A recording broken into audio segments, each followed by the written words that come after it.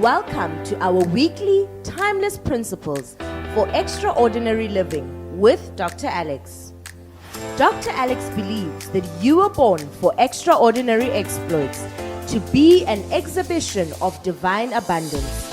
Today's session, as all others, will inspire you to experience extraordinary living. Join Dr. Alex now.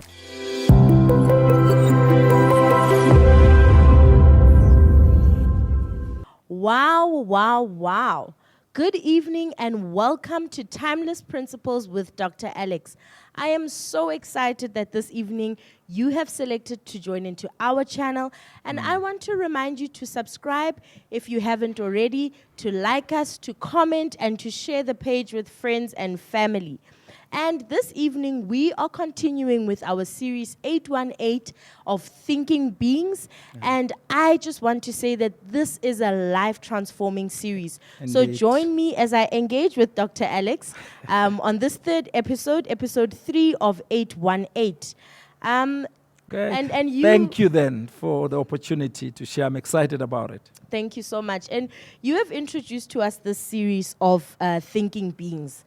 And I just want you to share today what is the actual purpose of the series. Well, the purpose for this series is threefold. You would have noticed that we already got into it before we do this session one where we normally explain it. But it's fine. We can just go back and explain. My first purpose, I said it's threefold.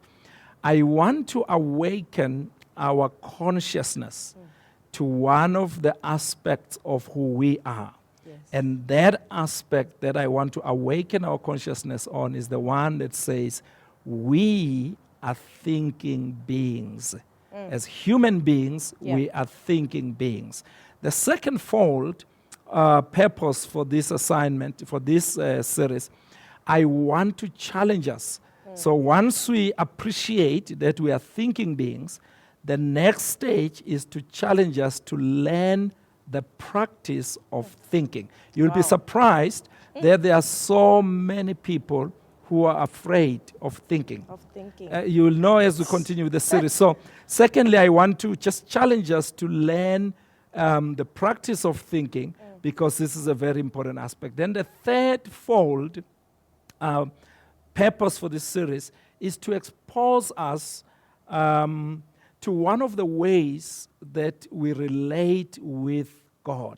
Wow. You'll be surprised as we go through this series that because God knows us to be thinking beings, there is a way He relates with us that He doesn't do the same with animals. It doesn't do the same with plants, because none of those are thinking beings. So these are the threefold purpose then for this series. Okay, and you have you've premised this series on the statement, and the questions that you chose to answer determine your outcomes in life. And this is the statement that we've premised this series on. And I'd like you to, just go through this again, this premise, the statement rather. Absolutely. And that's why we're catching back our interview, things we should have done in the beginning. The premise is very simple. The questions that any one of us chooses to answer, they determine our outcomes in life. Wow. Why are we saying this? Number one, at the core of thinking is something we call questions. Okay. Questions are at the core of thinking. It is questions that inspires the thinking process. You look at a situation and questions are asked of the situation to you. And those questions inspire the thinking process. Now, what we are saying around this statement, secondly, is that as much as life, circumstances, people will throw questions at us, we are not obliged to answer all the questions that come our way. So think of it again, see it. Questions are at the core of thinking. That's what inspires the thinking process.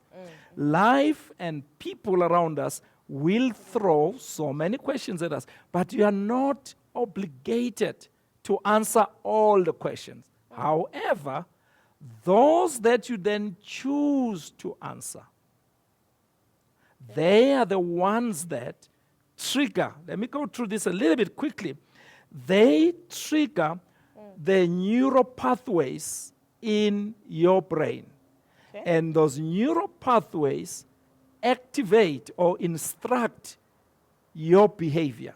Then your behavior produces the results. Say it again. Say it it again. begins with the questions. Okay.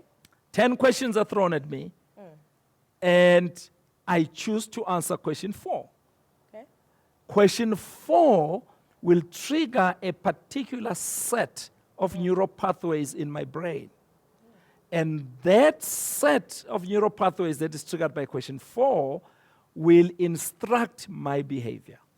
If I had chosen question 10, it will trigger a different group of neural pathways. So that's why then we say the questions you choose to answer determine your outcomes in life. You see, Wow. I've explained this in I think it was series 1 of the 818, where I say it is the questions that I select. I started off by showing the thing we used to call examination in school. So one examination you had to answer 10 out of 10, but one examination you had to choose, you had options. They would say you have 3 questions, Okay. any one that you answer. Your grading would depend on the question you chose to answer. It would not depend on the ones you didn't choose. Yeah. So when I choose a particular question, it fires a particular set of neurons in my life. I put it this way to everybody. You did not get to where you are in life because that was the only alternative. There were so many other alternatives. But the destiny we ended up with were influenced by the neural pathways in our mind that got activated, but those neural pathways were influenced by the questions we answered. Can I put this to the listener just for a moment, sir, to allow me just to say this to the listener?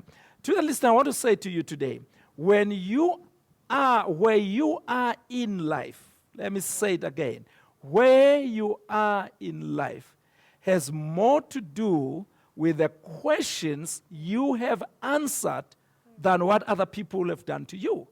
I know it's much easier to blame everybody else, but at the end of the day, where I am today, it has to do with the questions I selected to answer. But hear the good news. Where I will be tomorrow, where my future will be tomorrow. I promise you, whoever's sitting listening to me today, you have had to choose options of where you do your breakfast. You have had to choose options who you meet tomorrow. But those are things you have chosen. So I want to say to everyone listening, make up your mind. Be awakened of who you are. You are a thinking being. Learn to think. Practice the thinking process because you are the participant in where your life gets. I wish for you, sir, and my listeners, an extraordinary living, but it all boils down to the questions we choose to answer. Sorry, I made it a bit long, okay? No, that's fine. And I love the case study that you quoted from. I think it was from 2 Kings 4, verse Yes. 1 to 7, where we speak about the widow woman, the transformation from poverty to great Absolutely. wealth. And she was asked questions as Yes, well. You know, yes, she received yes. 2 questions. What can I do for you? That was question 1. That was question 1. And the second one was, what do you have Yes, in your in house? your So, house. you know, those are questions. And let's talk a bit about that as well. The reason we selected that case study, so you will have noticed it's a case study I like selecting for many of my teachings. The reason we selected that case study, it's a clear demonstration of this principle. Her story was transformed, watch this, on the basis of the neural pathways in her brain that God activated by the question that she chose to answer. Like you have said, what was question 1? Question can I one do is, for you? what can I do for you? If she answered question one, she would have triggered neural networks, neural pathways that delegates a breakthrough to another person. So what would have happened? She would have just sat there and became a receiver because she has chosen a question that says, what can I do for you? But when she answered question two, which said, What do what you have? do you have? So that's the key. That's the key. What do you have? In other words, question two now made her a participant. So when she chose that question, she fired a different set of neural pathways. But this set of neural pathways began to say, you've got to go get vessels. You've got to go make friends. I mean, we don't want to go into the details because Yeah. we're not dealing with that. But it's a beautiful example of a story which demonstrates that we are thinking beings. Our breakthroughs have to do with our capacity to think. So, my friend, which questions are you answering? Yeah. Which questions are we answering really? And one of your purposes to do this series is to expose us to relating with God as a thinking being. You said in the beginning, our relationship with Him is different than that of animals or non-thinking creatures. You know. So, what is the premise for this concept relating to God? Us relating to God as thinking beings. Wow. I love that question, Seth, because remember we are doing the introduction of this series, even though we've already done some too. You see, it is important for us, especially kingdom citizens. Let me speak to kingdom citizens. It's important to us to appreciate, to be awakened that God sees us as thinking beings. We relate with God in many ways. We relate in praise, we relate in worship, we relate in giving the seed, in so many ways. But there is another level that we relate with God where He sees us as a thinking being. Watch this. What am I drawing that from? I draw that from the following statement. It might shock you. The statement is, God relates with us sometimes by asking us questions. God asks us questions. Why? Because when He relates with us as thinking beings, remember now, thinking at the core of thinking is questions. So whenever we see in the Bible God asking humans questions, it is because He wants to relate to us in that particular area as thinking beings. Let me just ask you, you know, because like you said, I would be shocked if, okay, not if, God is omniscient. Yes, we all agree. At home, you also He's agree. all-knowing, yes. He's all-knowing and He knows everything. So why would an all-knowing God, because I'm sure He already knows the answer, so why would He ask us questions? I'm asking a question now. And I think that's important, sir, because that becomes a shocker to somebody who've read the Bible but has never actually thought of this line that God actually asks us questions. And exactly as you say, why would an omniscient God ask questions? Why would He ask me questions? Well, there's several reasons for that. And that's why I said one of the purpose for this series is to expose us to God relating with us as thinking beings. Now, what's one of those reasons? Listen very carefully. I'll speak to the listener. He asks us questions because He wants us to think. God. Wait a minute. So, I know this comes as a shocker to many people who think, actually, God expects me to think. He asks us questions. Why? Because He wants us to think. Because He created us as thinking beings. Another reason for God asking us questions is because He uses questions to inspire our learning process. Okay. I need you to capture this, whoever is listening to us today.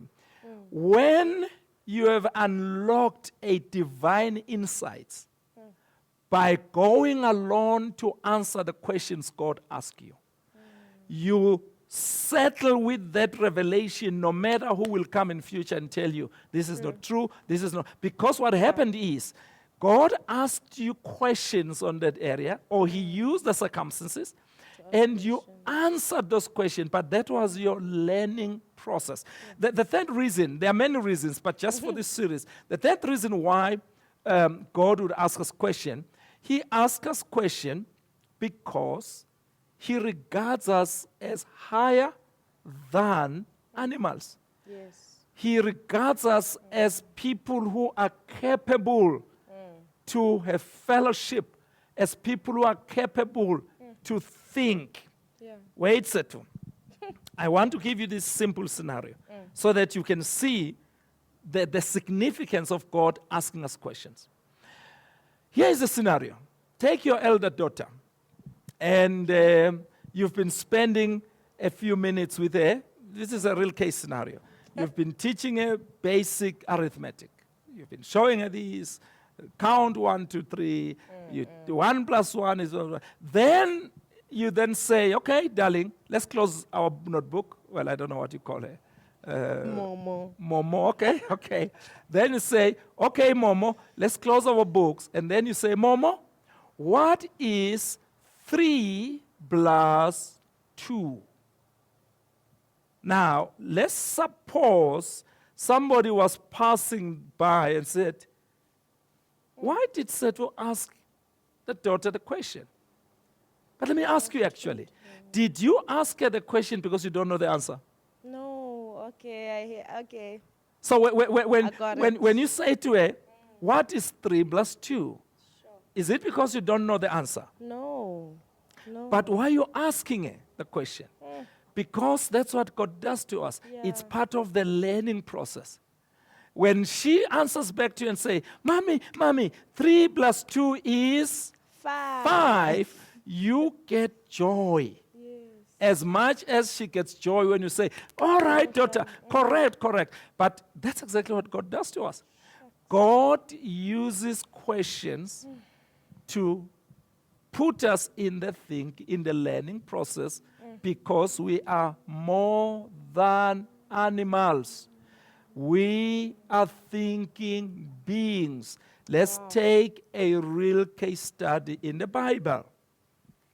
Here is the case study set. Genesis chapter 3. There are 3 participants for with God. The first participant is Adam. Let me look at my friends there. The second participant is Eve. The third participant is a serpent.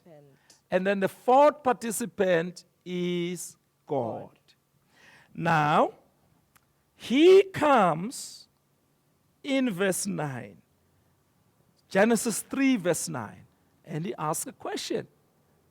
And the question is, where are you? He knew. Didn't God know where Adam was? I want us to think this very briefly. But God asked this question, where are you? This is one of the fundamental questions that God asked Adam and Eve. Here is the issue. Why does God ask that question to Adam and Eve? Theologians will have a field day to give you the answer. Yeah. And that is beautiful. But this series is about anchoring the reality that God uses questions on us because we are thinking beings. One of the reasons he asked this question to Adam is because they had talked about this issue with Adam of what would happen if Adam would eat that fruit. Yeah. Now, God is asking the question to say to Adam, can you recall what I said to you? Do you realize that you have now done what I said you mustn't do? And where are you now? In other words, you were, make an example. You were telling somebody how to get from one city to the other, and they kept saying, no, I know, don't worry, don't bother. Then suddenly they call you, they are so lost. You simply say, so then, where are you? In other words, you are saying to the person, think about this, evaluate your actions and recognize that they got you to where you are now. So God asks us questions, Sethu and my listeners, not because he doesn't know the answer, but because we are thinking beings. His questions are multi-levels, Sethu. One level, that's obvious, is whenever he asks a question or the situation asks you the question, those questions are relevant to the person being asked. Like here, the question was relevant to Adam and Eve. Yeah. And their circumstances. But the second level, whenever God asks a question of another human in the Bible, he's asking that question to the rest of humanity. In other words, when he asked the question from Adam and Eve, where are you? He's actually asking that question of all of us. He's asking that question of me today. Dr. Alex, where are you? In other words, it says, can you just reflect back? Can you think back of the things we've talked together over the past so many years? Where are you now in terms of the things we've talked together? In other words, he's saying when he asks us a question, think back. Maybe let me talk to our listeners today. Think back on the actions that brought you to where you are. Think whether where you are is where you wanted to be. Think whether where you are is where you want to remain. Where are you? Where are you in terms of your business? Where are you in terms of your family? Where are you? Okay. Let's not get ourselves into preaching. But I just wanted to show you that God sees us as thinking beings. Here's the shocking thing, Sethu. You read the story. In verse 10 it says, he answered. So Adam answered. Then God asked him the second question. Who told you? Adam had answered the question, I'm afraid because I'm naked. And then God says, who told you you are naked? Have you eaten from the tree? They go on, and the man answers, it is the woman. Flow with me here. Adam. Adam answers, it is the woman whom you gave me. She gave me the fruit. Then the Lord asked a question of the woman. What is this you have done? Flow with me now. Then the woman says, no, God, it is the serpent. Let's flow what was happening. Flow with me. I want to test you now. God asked a question from Adam, where are you? And Adam answered. Yes. And God asked him the second question, who told you? And Adam answered and said it was the woman. The woman, yes. Then God asked the woman a question. What is this you have done? And the woman says it is the serpent. So what do you expect the next thing God to do? He must ask the serpent. He must ask the serpent. Because he's been asking every participant. Yes. But watch what happens to the serpent. He doesn't ask the serpent a question.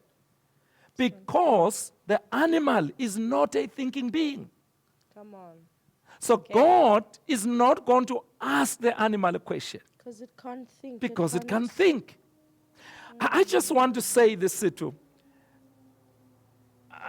This is just a spin I want to give you here. Wow. It is such a sad day when we as humans lower ourselves to the level of animals.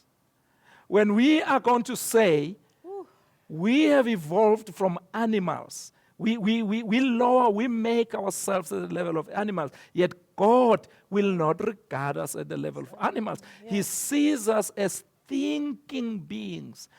People are thinking beings. He will not ask a serpent, what is, what? He simply says to the serpent, because you have done this, you are cursed. There is no discussion, no opinion of a serpent, because it is not a thinking being. Sorry, I think today I got a little bit carried out.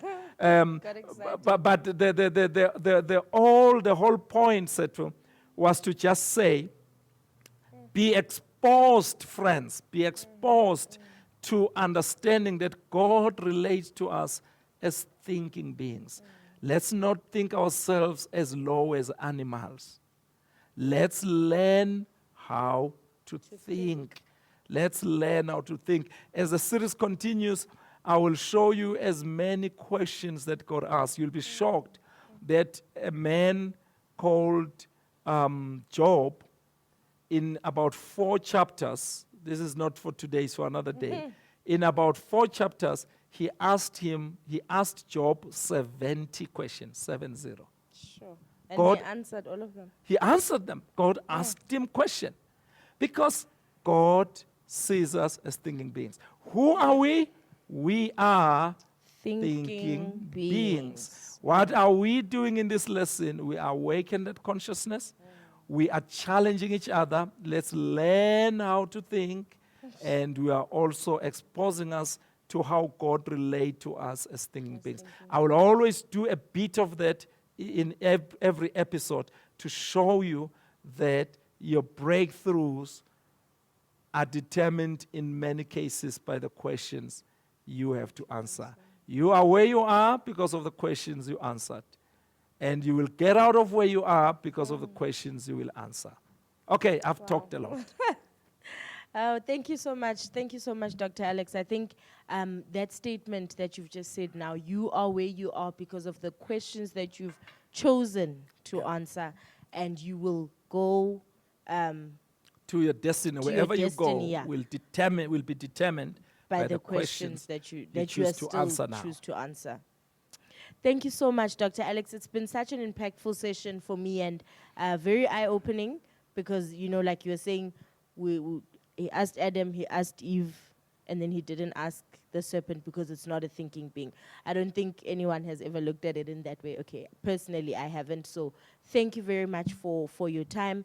Thank you so much to you at home for also watching, and we invite you to like our page, to subscribe, and also to share once again with friends and family. Yep. And join us every Wednesday at 18:30 Central African Time on Timeless Principles with Dr. Alex. Thank you so much, and have a great evening. Have a great evening. Embrace your identity as a thinking being. The questions you choose to answer will determine your outcomes. You will transform your destiny through thinking. See you at the top. See you at the top. Thank you for connecting with us on Extraordinary Exploits with Dr. Alex. We value your connection. Join us every Wednesday at 6:30 p.m. Central African Time. And remember to invite others. Experience extraordinary living.